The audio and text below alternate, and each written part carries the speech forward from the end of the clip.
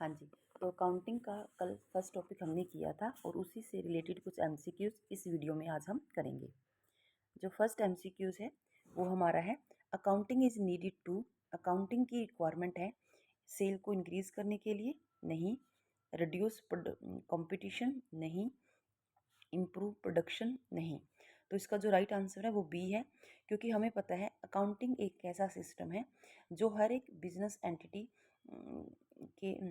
Entity इसको use करती है अपनी जितनी भी 1 ईयर के अंदर जितनी भी उसकी ट्रांजैक्शंस होती है उन सबको सिस्टमेटिक ढंग से रिकॉर्ड करने के लिए वो अकाउंटिंग को यूज़ करती है। तो हम बी जो इसका रहेगा वो इसका राइट आंसर रहेगा। सेकंड क्वेश्चन है, which need of accounting helps in decision making? Recording transaction, providing financial information, legal compliance, auditing. जो इसका राइट आंसर है वो बी है, क्योंकि अकाउंटिंग हमें किसी भी बिजनेस एंटिटी के बारे में उसकी फाइनेंशियल जो उसकी फाइनेंशियल पोजीशन है उसके बारे में हमें बताती है कि फाइनेंशियल पोजीशन उसकी स्ट्रॉन्ग है या वीक है, जिसकी हेल्प से हम डिसीजन मेकिंग करते हैं कि फर्दर उसमें इन्वेस्टमेंट हमें करना चाहिए या हमें नहीं करना चाहिए। तो हम कह सकते हैं कि अकाउंटिंग हेल्प्स करती है in decision making which need of providing financial information. Accounting help in comparing, accounting help करती है कंपेयरिंग में, एम्प्लॉय में, नहीं। प्राइसेस ऑफ गुड्स में, नहीं। मार्केट डिमांड में, नहीं।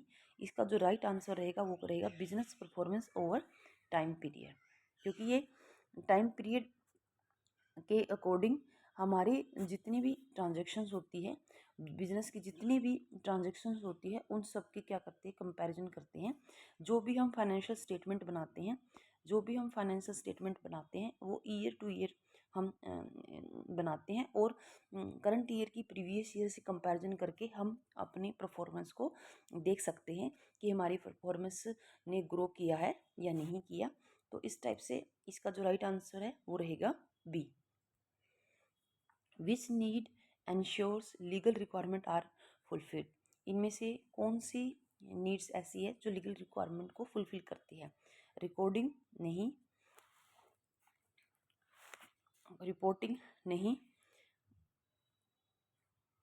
Compliance, yes. एनालिसिस, नहीं। तो जो राइट लीगल रिक्वायरमेंट को कौन फुलफिल कर रहा है यहाँ पर? Compliance. Accounting provide information to only managers, no. Only government, no. External और इंटरनल यूजर, बोथ। जो अकाउंटिंग है वो जो इंफॉर्मेशन प्रोवाइड करते हैं वो एक्सटर्नल और इंटरनल ओनली इन्वेस्टर्स को नहीं, इंटरनल और एक्सटर्नल दोनों यूजर्स को ये इंफॉर्मेशन प्रोवाइड करते हैं। नेक्स्ट क्वेश्चन रहेगा, accounting record only all event, नहीं। फाइनेंशियल ट्रांजेक्शन्स, ये सिर्फ फाइनेंशियल ट्रांजेक्शन्स को ही रिकॉर्ड करती है जिनको हम क्या कर सकते हैं, मनी में मेजर कर सकते हैं। ठीक है, तो राइट आंसर रहेगा हमारा 6 का B. Accounting is mainly concern with, accounting mainly concern है किसके साथ? Qualitative data, no. Quantitative financial data, ये सही है। इमोशनल वैल्यू, फोरकास्टिंग ओनली, ये कुछ ऐसा हमने नहीं पढ़ा, तो हमने पढ़ा था इसमें सिर्फ क्वांटिटेटिव फाइनेंशियल डाटा लिया जाता है, मतलब ओनली जितनी भी मनी में ट्रांजेक्शन्स हुई है उन सब की रिकॉर्डिंग हम इसमें करते हैं। ठीक है जी, तो राइट आंसर रहेगा बी। 8 क्वेश्चन है, which is a characteristics of accounting? Non systematic recording है, नहीं, बल्कि सिस्टमेटिक रिकॉर्डिंग है।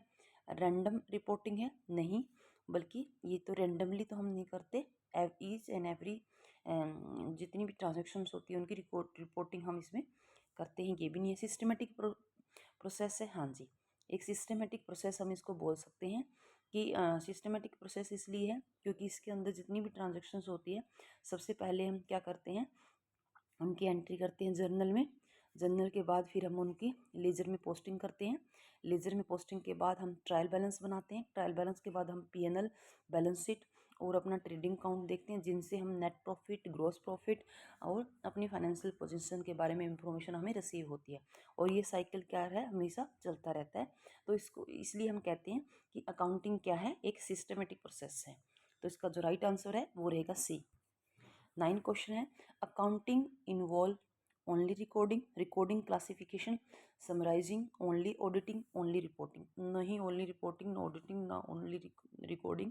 इसका जो राइट आंसर रहेगा recording, classification, summarising, interpretation and communication. इसके बाद आएगा इसको इंटरप्रिटेशन करना और फिर कम्युनिकेशन करना।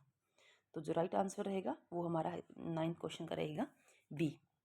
10 है, accounting information is expressed in, accounting जो इंफॉर्मेशन है वो एक्सप्रेस की जाती है वर्ड्स में, नो, ये हमेशा नंबर्स और मनी टर्म्स में की जाती है। क्योंकि हमने पढ़ा था कि अकाउंटिंग के अंदर जितनी भी रिकॉर्डिंग होती है वो किसकी होती है, सिर्फ फाइनेंशियल ट्रांजैक्शंस की होती है।